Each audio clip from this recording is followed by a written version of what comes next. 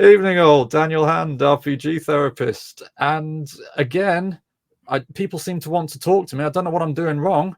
I've got an individual who I met about 20 minutes ago and has rapidly become one of my favorite people in the world.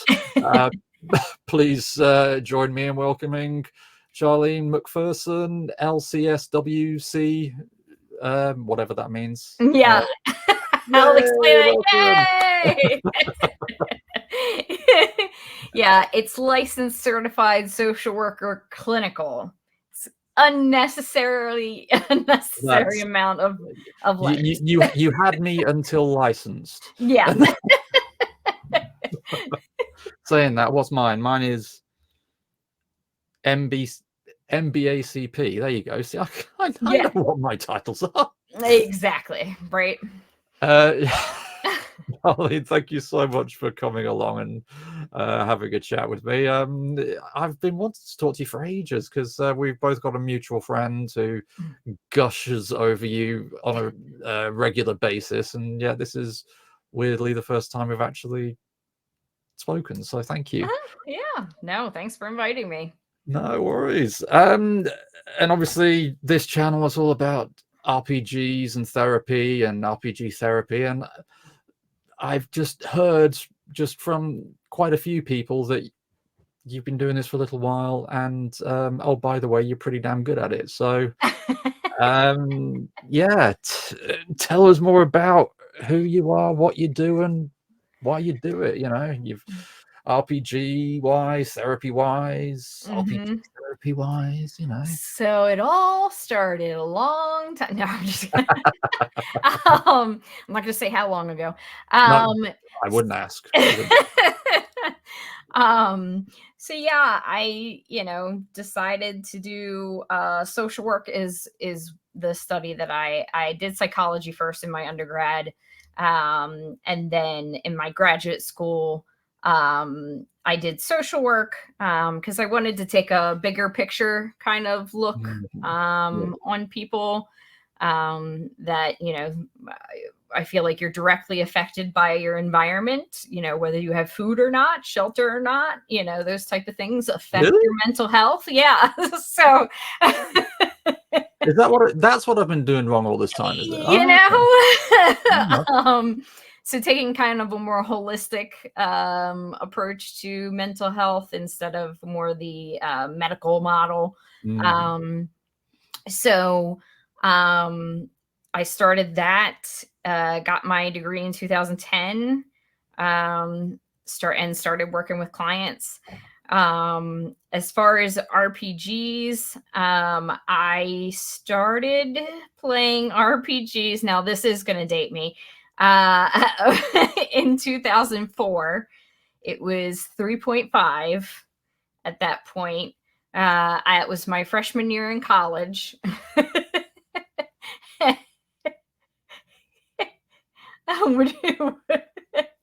What did you say? The audio went out. Hold on one second.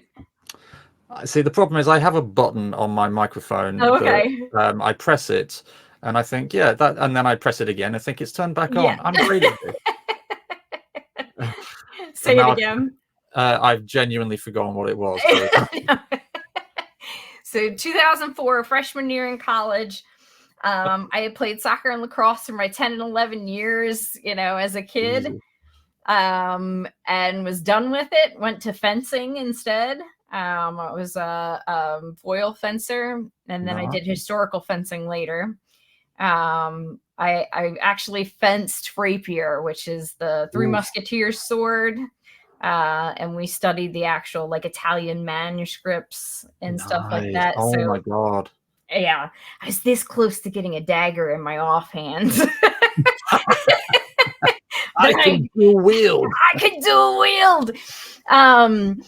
But that's when I started my D&D career, 3.5 edition. I had no idea what I was doing. But my friend was like, hey, you want to come play a game? And I was like, yeah, sure.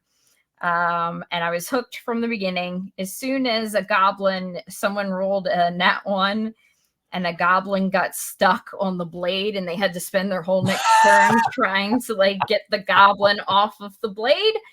I was like, this game's for me. Yep. That sounds Goblin Questy. Yeah. I was like, yeah, this is fun. So that's the beginning, I guess. I didn't start doing like the RPG therapy until 2019. I didn't get to apply it. I started thinking about it in 2017. After I played I was playing in a personal game, and it was voice only, so I didn't get to see people's visual reactions to things. And I have ADHD, so I need those kind of social cues, those visual social cues. So not having them was really hard for me.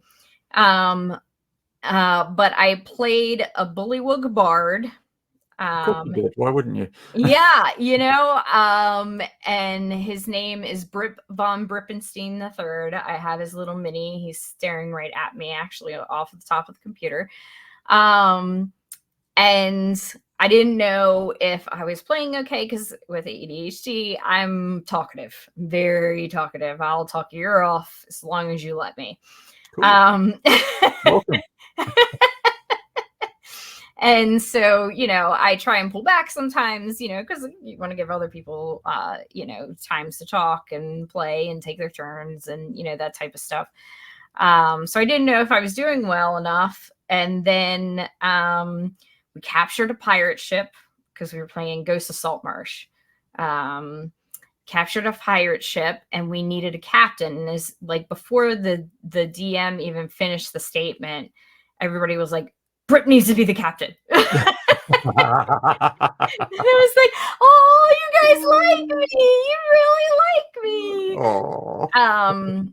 And so it kind of alleviated some of that social anxiety, and I was like, oh, that works for me. That could work for other people, right? Was that before or after the giant tentacle monster bit? Because if it was before, then poor Brit must have been heartbroken. Yeah, it was before that.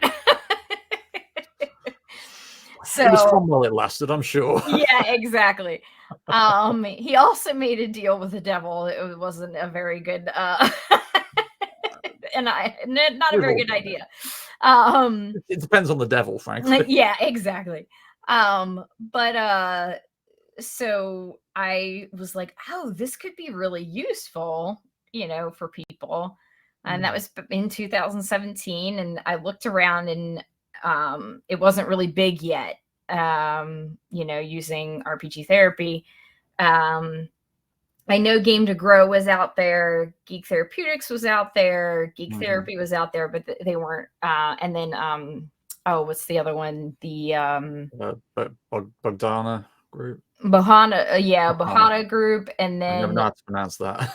Yeah, the oh gosh, the one that does the AFK rooms for the cons. I don't know. I'm blanking on their name at the moment. They were like the original ones. Wheelhouse Workshop. Yeah, no, it's oh god. It has I can see their little symbol. It's a little dude, a little knight with thing in it. See, I've got all these names going around my head. I'm like, no, it's not that. I know. I'm like, I know that. I know what it is. I'm just it'll come to us in a moment. Yeah, exactly. And so they've been doing it for a while, but I don't think they were real big yet. When you're starting off a company, you can only market so much. Yeah. And so I was like, okay, I tend to be a really evidence-based therapist. So I like cognitive behavioral therapy. I like ACT. I like things that are backed up with the evidence, right? With the research. And so I was nervous about trying something that I didn't see anybody else doing, and no one had, really studied, yet. So then I waited until 2019, and I was like, you know what? I found out about Game to Grow. I found out about Geek Therapeutics. And I went into an interview at a college for a job as a college counselor. And they were like, you did that as well, did you? Okay. yes, Yeah. I You did. Yeah. crazy person. Yeah. And they were like, what kind of groups do you want to run? And I was like, well, I want to run D&D therapeutic groups, Dungeons and Dragons therapeutic groups. And there was a pause. And they were like, okay. Because they knew the population at this specific school played a lot of D&D. And so they were like, that would fit perfect with our population. You know, they were having problems getting, you know, I almost said kids, the college kids into the groups and things like that. They were running substance abuse groups and things like that, and no one was coming. And I was like, well, I'll run a D&D group. And I had like 5 or 6 people like immediately show up, right? So that's when it started. Was in the fall 2019. I started running D&D therapeutic groups with college kids. And I had one person when I really got hooked and was like, oh my gosh, this works. I had one person who had kind of been rejected by their faith because of their sexual identity. And they had kind of had to push it off to the side. But they played a cleric in the game. And so already I can see where this is going. Yeah, it's so good. And so there is this moment where they were in an illusion. A monster had put them in an illusion. And their specific illusion, I had them just in a black space, nothing around. And so the first thing they did, of course, was run. And they didn't get anywhere. Mm-hmm. You know, the second thing they did was yell for help. And I was like, you see a little light start flickering, but it's really far away. And they're like, okay. And they were like, okay, let me think. Oh, I am a cleric. So what if I start focusing on my devotion to my God? We hadn't picked an actual God, you know what I mean, for them to do yet, because of course not really important. And they were like, I start like, you know, thinking about my faith and asking my God for help and blah, blah, blah, blah, blah, blah. And I was like, oh, the light gets closer and closer and brighter and brighter. Oh, you lose some concentration a little bit. So it dims a little bit, you know. And at the end of that session, that person came to me and was like, I can use my religion as a strength. And I'm like, yeah. Like, you don't have to listen to what other people are trying to tell you what your religion is. You can define what that means to you.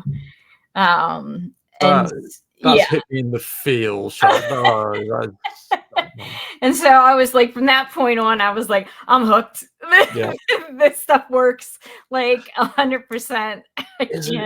You have that moment, and it doesn't matter how well your clients react. It's like, I'm hooked. I'm doing this now. It's like, I know technically we're doing this for you, but actually, I'm doing this because it's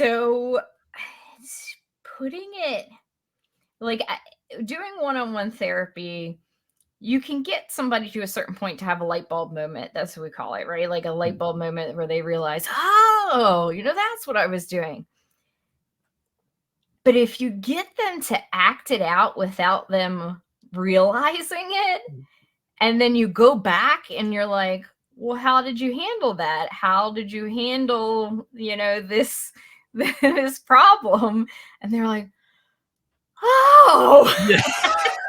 I do the same thing I do normally. That's just, it's beyond light bulb. Yeah, light bulb. Mhm. Oh yeah, that makes sense. It's kind of a pick your jaw off the floor moment. It's Mhm. just, Yeah, it's so much more intense because it's like they they realize that they did the behavior. You know what I mean? Like, you can point out them doing the behavior in everyday life, right? But literally the part that I love about it, and I think you mentioned this in your book, was you're right there as the therapist. I'm right there. mhm.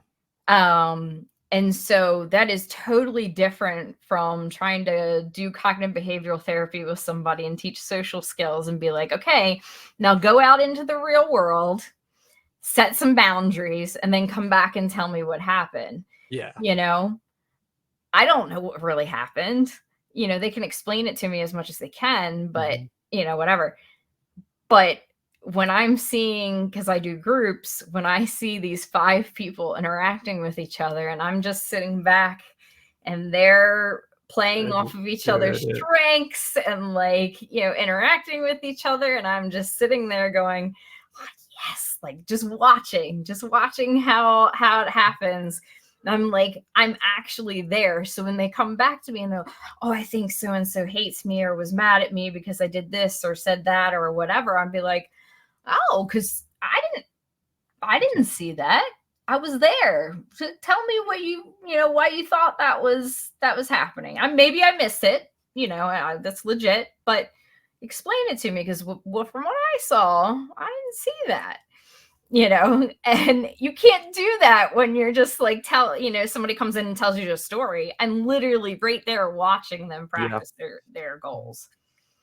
And you mentioned just then, obviously you work with groups. Tell Mhm. us a bit more about how that was, because most of what I talk about is aimed towards uh, people, practitioners who work one-to-one, because let's face it, that's what most of us are trained to do. Mhm. But yeah, tell us more a bit about how you work specifically, because you've got a very, I mean, to my mind, amazing way of working with your clients, and I think more people need to hear it.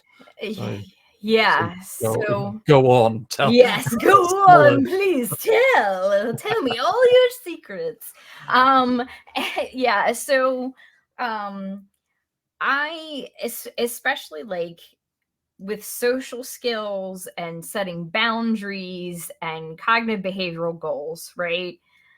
Um, when people eventually become comfortable with their therapist, right? It's not such a challenge to try and set those boundaries, or they're not as nervous as they are in the beginning of the relationship as they are kind of in the middle or the end, right? So they trust you more, so it's not as nerve-wracking to set a boundary, right, with your therapist if you need to, or talk about setting boundaries or going out and practicing boundaries. So I find teaching social skills and setting boundaries and trying to change behavior one-on-one, one of the most frustrating things, because again, I'm not there to actually see what's going on, Mhm. right? Yeah. And if it's a person with anxiety or depression or OCD or any other type of diagnosis, we know there's a skew. That's the whole point, right? Like, is there's a lot of anxiety going on, so we're going to see a lot of anxious thoughts, a lot of negative thoughts, a lot of self-judgment, when it may not have been happening in the moment, Mhm. right? um and so again, I find that to be one of the most frustrating things. I want to see it. I want to see it right in front of me. I want to see the example. I want to see it in front of me. So I was like, you know what? And then one-on-one individually, once somebody gets comfortable with you, it's like, that's easy. I'm like, but if you put people in groups, that is where people start really having anxiety Yeah, and that's depressive symptoms and, you know, things like that, not speaking up, because it's a whole system, not just one-on-one, right? I call it a microcosm of society, right? We all work in teams, right? Like when we work, like you have your boss, you have your, you know, your coworkers, you have everybody. Now, you know, Speak for now, yourself. I don't have a boss. yeah, I know. I was gonna say I work for myself, and it's Yeah, amazing. exactly. Which technically means my boss is a complete douche. Yeah, exactly. That's what I say when I have staff meetings. It's, hey Charlene, do you want to do this? Yeah, sure, I want to do that. Are you sure? Yeah, no, I think that's a really good idea. It's just a conversation. Oh, thank God, it's not just me. Yeah.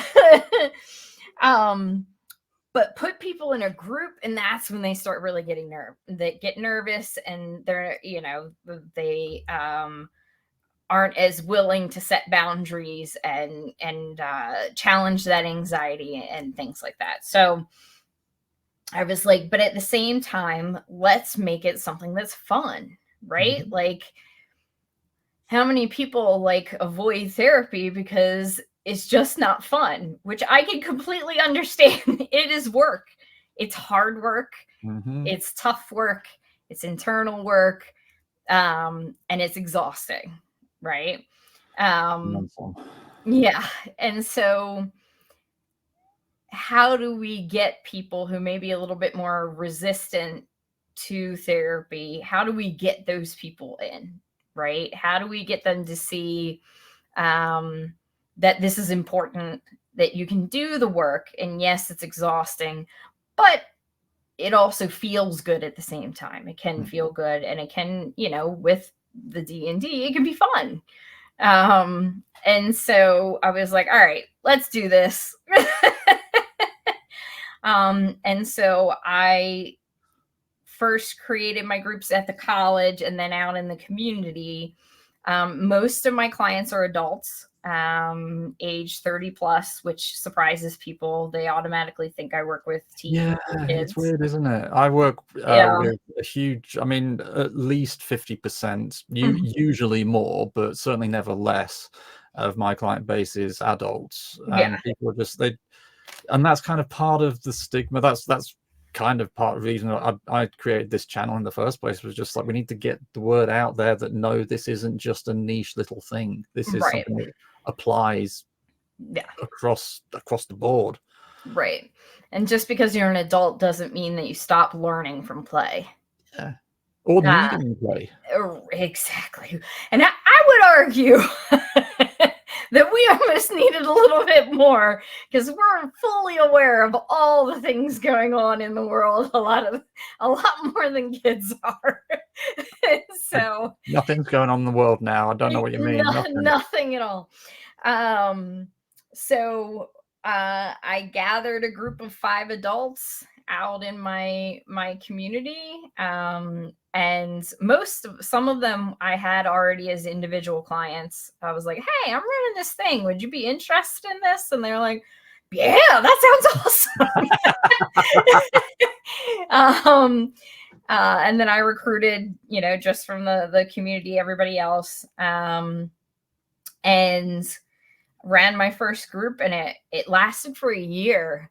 I had those clients come pretty much every week for a year, because I didn't know how long it should be, like what it would look like. You know, we're trying it out. This is a new intervention. So, but the results, every single one of those people had results from that group, and pretty significant results. And so I was like, okay, you know, I pared it down to an 18-week course instead of a year.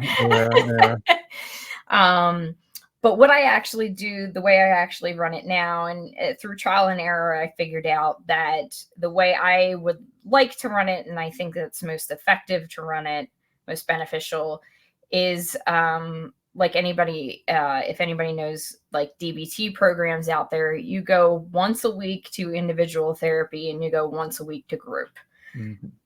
that's how I like to run my program, my D&D program.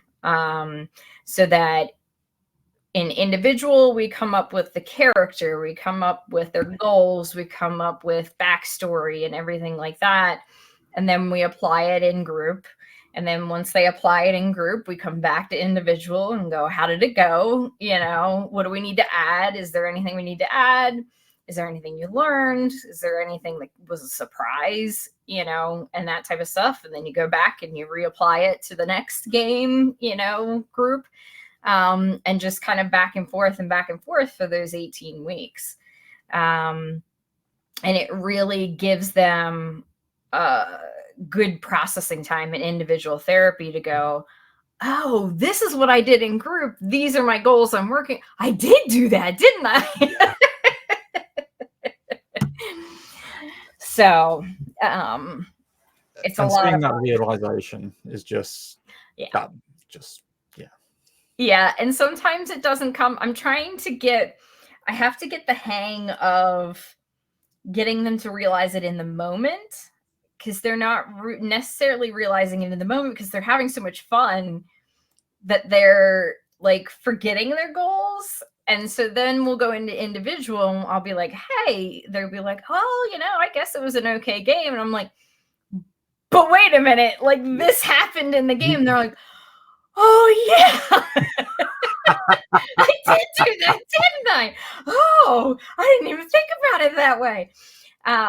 So we're thinking about, my intern and I are trying to come up with an inspiration system where when somebody works on their goal, you hand them an inspiration coin and be like, hey, you literally just worked on your goal, so here is your inspiration coin. And I'm just going here, it's like, yes. just yes. Yeah. Which, so that's the problem that I'm running into, which is something that we were talking a little bit beforehand, is DMing a game, being a therapist, improv, creating the story, creating the growth, all of that stuff at the same time with 5 people at a table at max 6 is a lot. Wait. Yeah, just oof. So my ideal would be eventually, once because I'm just starting this, it's only been a year and a half that I've been full-time doing this. You know, I did start in 2019, but year and a half in my own private practice doing this. I would love to have 2 therapists in the room at the same time. One who's running the game, telling the story, doing the improv, that type of stuff. The other one can play a character, but what they're really doing is knowing everybody's goals, knowing what they're supposed to be working on, and keeping an eye out, taking notes, clinical notes, to be like, I saw this person work on this goal, and they would be the one to hand out the inspiration coins.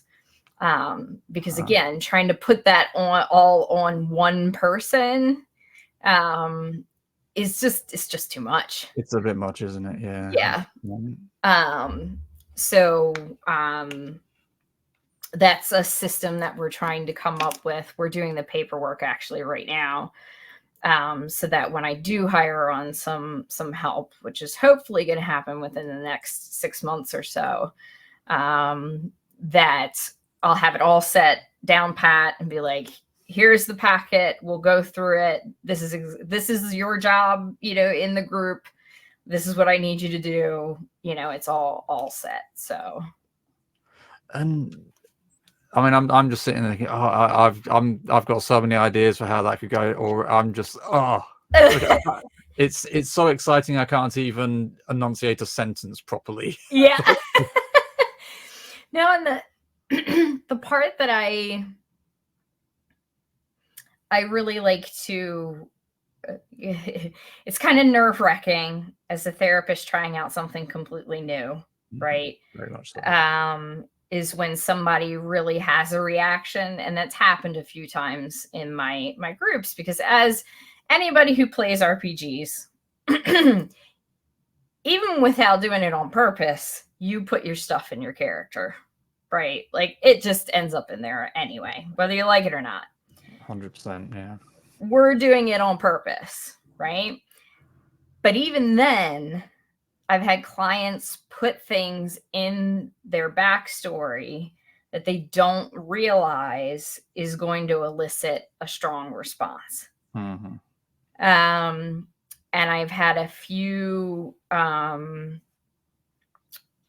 times where someone broke down at the table while the game was being played.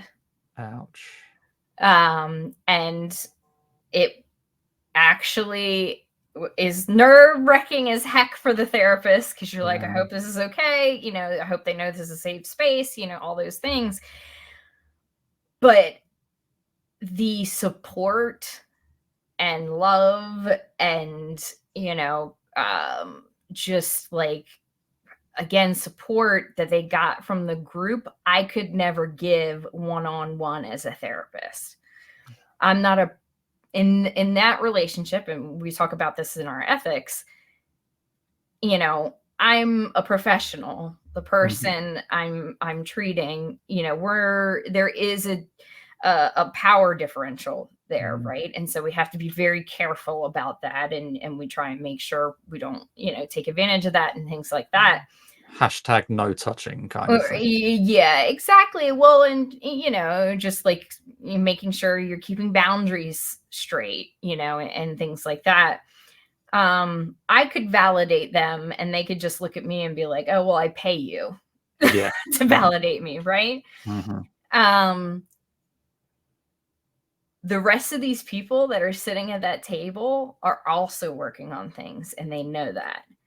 And they aren't being paid. They don't have to be there. They don't have to be supportive if they don't want to, because they don't know each other outside of the group. But in every instance where that's happened, they've gotten such support from the group that the next time they come back, they're like, thank you. That's exactly what I needed. You know, they got their peer support that I wouldn't be able to give them one-on-one in the therapeutic relationship. So it was really, you know, and, you know, it's not even just like when people break down, like, I was so excited.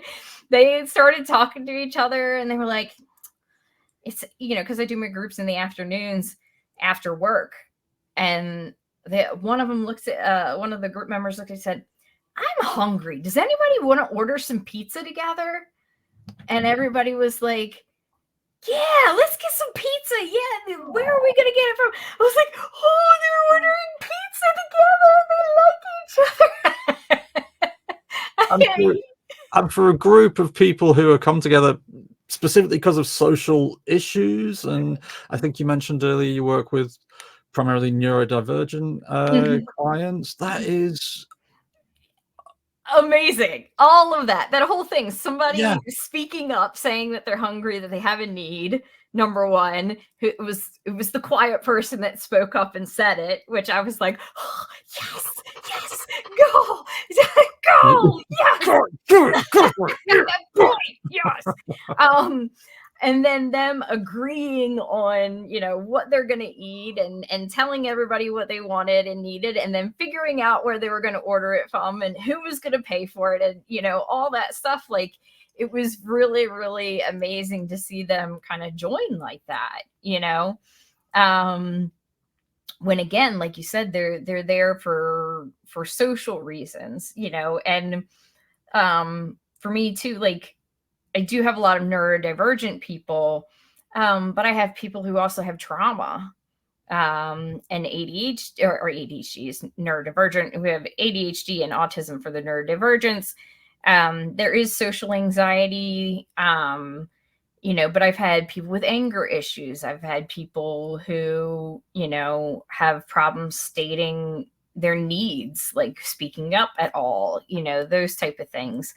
So to see them join together as a group, And then the other thing too, oh my gosh, I knew I did so good with the story. I knew I did good with the story. I had one client, I had used Char. I don't know if you know D&D lore with Char and Luna.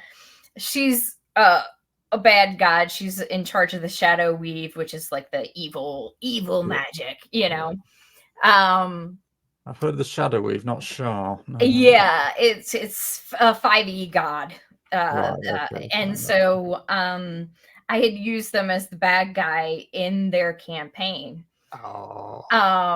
And Baldur's Gate 3 came out, right? Oh, so this was quite recent then. This isn't something Yes, from, this is oh, quite wow. recent.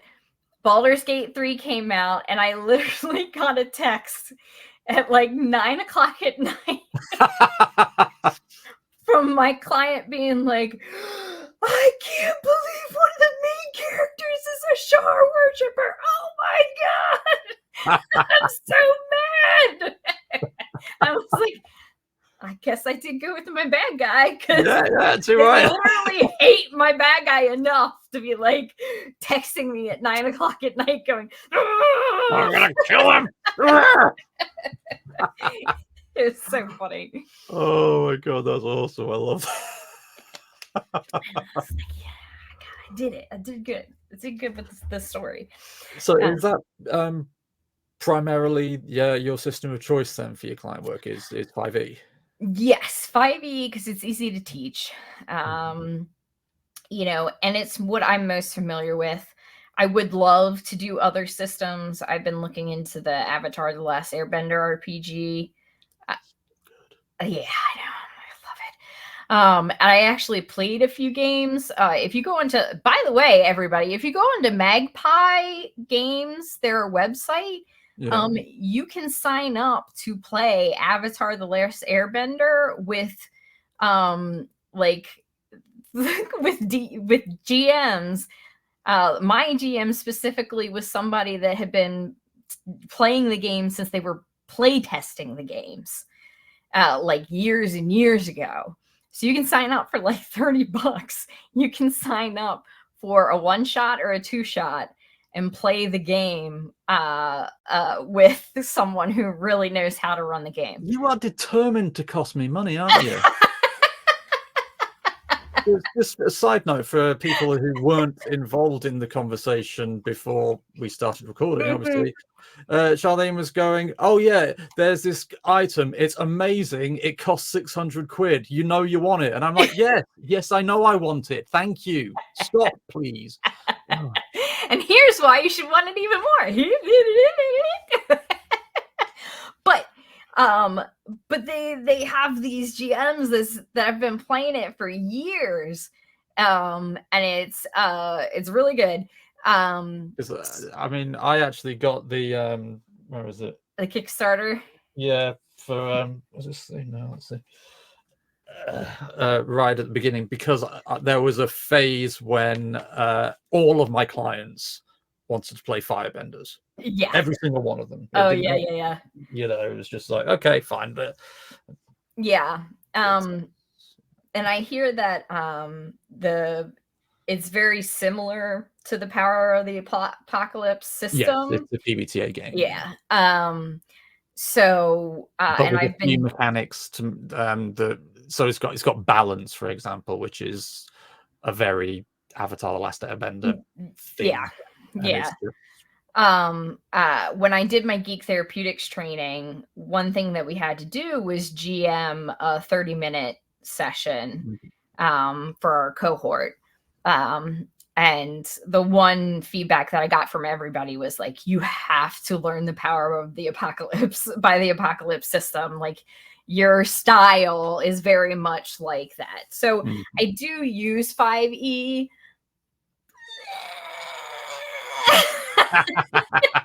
I usually use the rule of cool. Like, especially if it's going to reinforce somebody's goals, we're going to go for it. Yeah, right? Hands off. Let's see. Let's just go. I even had one time so I try to explain this the best way I can.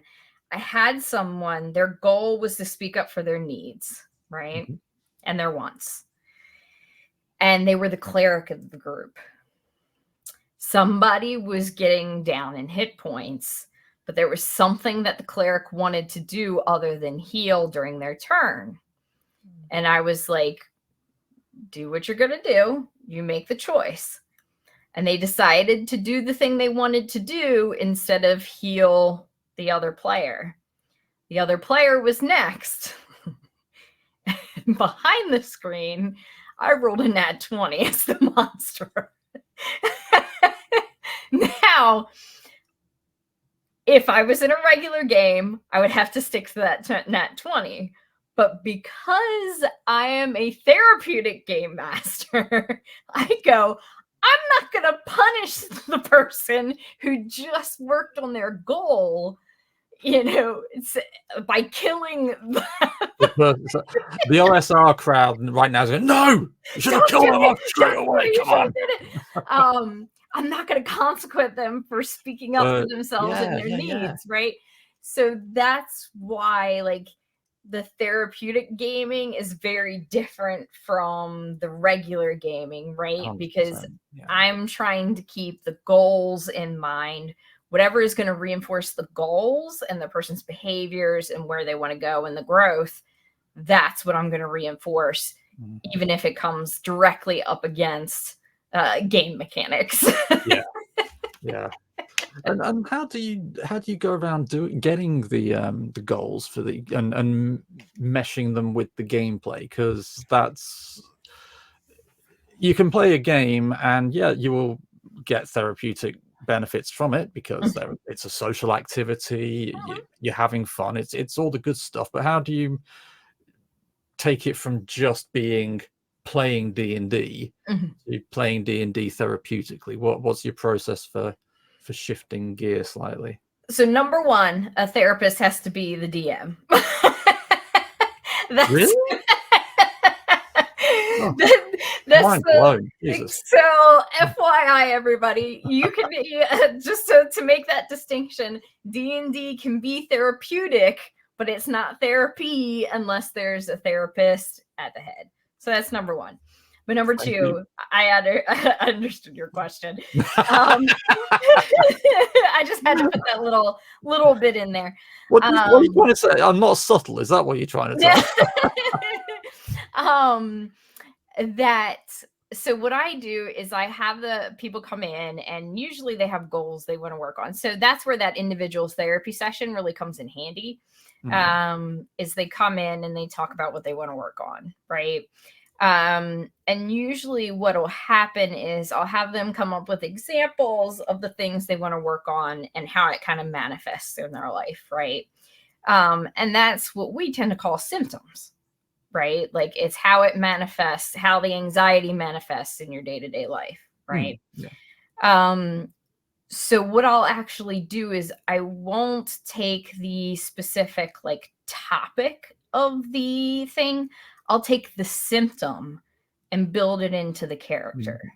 So if it's, someone who has a lot of trauma because they weren't allowed to speak up about their needs, as a kid or, whenever, I'm not going to recreate the trauma. That's not what we do. But I can recreate the symptom. The symptom is not speaking up for our needs. Right. And so I say, okay, well, when we build your character, what kind of character do you want to build? Do you want to build a character that's just like you? Or do you want to build a character that is your ideal self, where you want to go?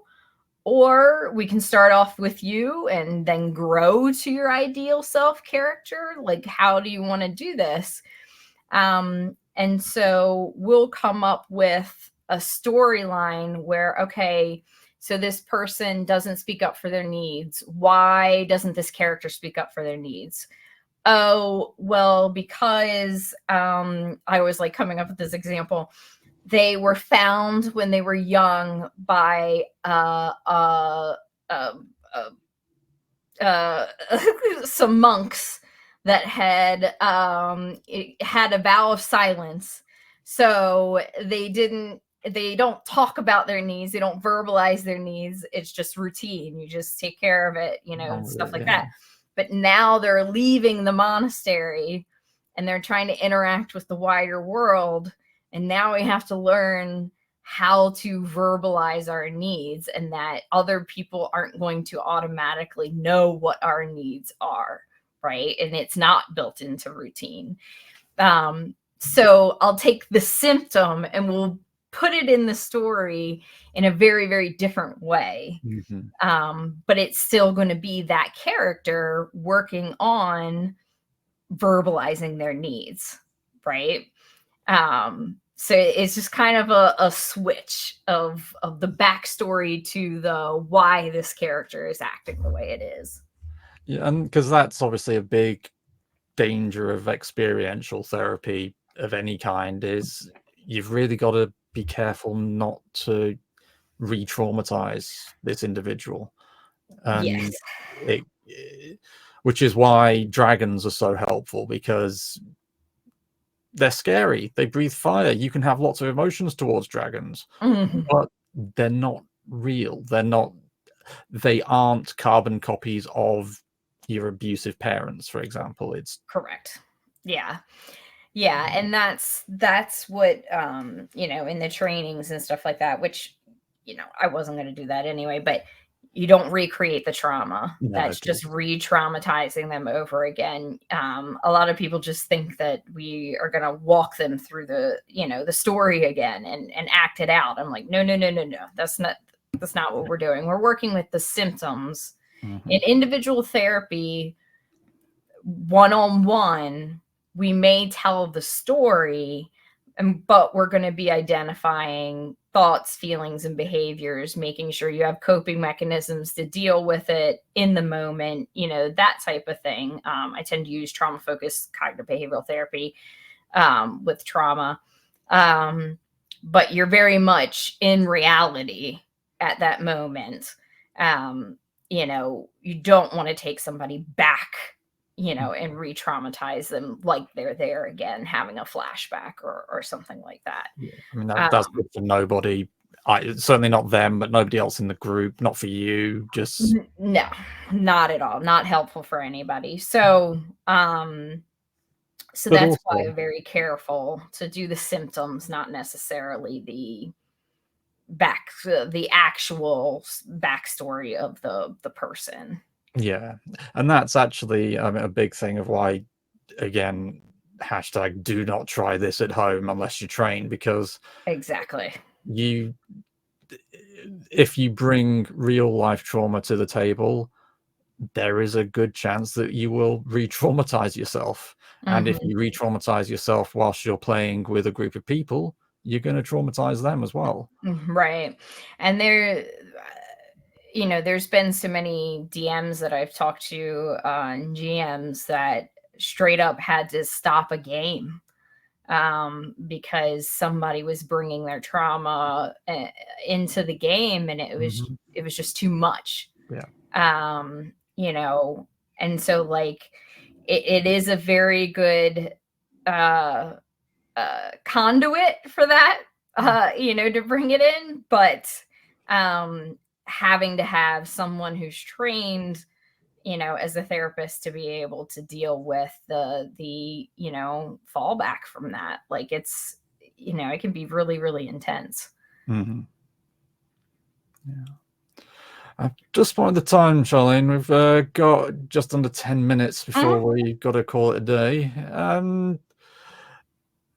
Yeah, so just to end on a completely geeky note, do you have any particular anecdotes or characters or stuff that's happened over the years, either with your clients or just at home? Do you have favorite games? Have you had a completely stupid moment where everything's gone wrong? What was your favorite TPK? That kind of thing. Anything happened that you just can't forget? Let's see. There's so many. Everybody, did you hear that sigh? Did you see that?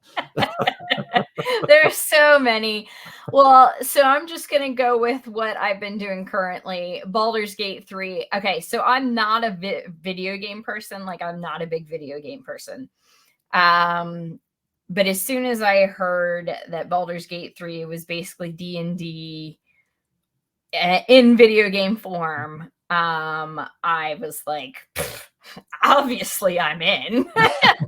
I don't have to do any of the work. I just have to play it, you know? I love every moment of it. It's so good. There's been plenty of TPKs in that game. So my favorite character is Asterion. He's just such a mess. I love him so much. Everybody says that they love their particular character because of how messed up they are. Yeah. No matter what character it is, that's their reason for liking them. Yes. He's just, but not for the messed up part, but I realized too his mannerisms and his speech. I am a huge Freddie Mercury fan from Queen. And is that who Freddie Mercury is from? Yeah. Over here in the US, you actually have to specify that. Some people don't know who Freddie Mercury is, and it is a travesty. Well, thank you. If you're one of those people, stop watching now. Yeah. I literally have my vision board next to me, and Freddie Mercury's like right there on my vision board.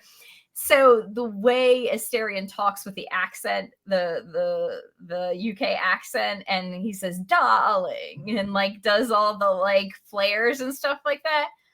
If you've ever watched a Freddie Mercury interview, yes, that is him straight up. 100% is. I've never put that. I have not put two and two together. You are absolutely 100. Yes. Because I wouldn't do that, darling. Well, he has a cigarette, like he's just sitting there enjoying himself, you know, while he's like cursing away and having a great time. And so I was like, that's why I probably first fell in love with Asterion, because he reminded me of Freddie Mercury 100%. And I was like, oh, he's so cute. I love him. But he doesn't have a yellow jacket. Come on. Yeah, no, he doesn't have a yellow jacket. And it obviously has some chaotic evil tendencies. But you know, it is what it is. It is. But yeah, so I love that. There's so many examples of just having fun in RPGs where I literally threw a bag. There was a guy we were trying to find in Baldur's Gate, and he had lost his backpack or whatever, and he was in the middle of exploding mushroom field, basically, and I had to throw him his backpack. And I threw the backpack, but I'm a barbarian, so I threw it really hard. And I threw it directly at him, thinking he's going to catch it. No, I just did 32 points of damage. And he went down, so we had to reload. Hey, I found your backpack for you. Here it is, whomp, right in the face. So that was a more recent one as well. It's just, yeah, silly little things that like that that happen. Also, like, I've been running a teen group, and we were walking through a swamp, and they were like, "Oh, is Shrek here? Is Shrek here? Is Donkey here?" And that was like, and I was like, "Yeah, actually, you see an ogre coming up." Coming up, it says, "Ogres are like onions; they have layers." Ooh, and then, Shrek, did you do that? Come on, man, that's not cool. I have my mouth open and everything. Yeah, and then I was like, "Everybody loves parfait." There's a dog behind him. So it's just so many things. When you play so often, they all kind of meld together into one, silly little head cannon. My face is actually hurting the amount of laughing I've been doing. And on that note, kind of thankfully for my jaw muscles, Yeah. I'm afraid we're gonna have to call it a day. Yep. Charlene, thank you so much for coming. Would you like to tell everybody where you can be found and why they ought to find you? Yes. Keep an eye on me because I got lots of plans coming up for my company, Nerd Adventure Therapy 20, which abbreviates to Nat 20. Of course it does. Why wouldn't it? So you can find me on Facebook, Instagram at Nat20Therapy. You can also find my website at www.nat20therapy.com. And all of my emails, it's info@nat20therapy.com. So you can find me everywhere. I also have a podcast called Mental Health Quest. That's how we got connected through Benjamin. Amazing. Everybody go over and listen right now.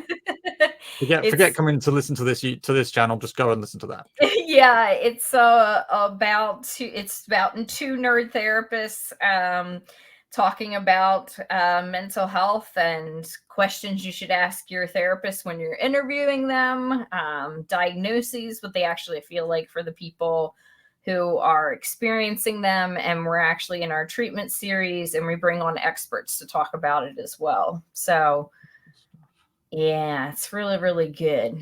I like it. You hide it well.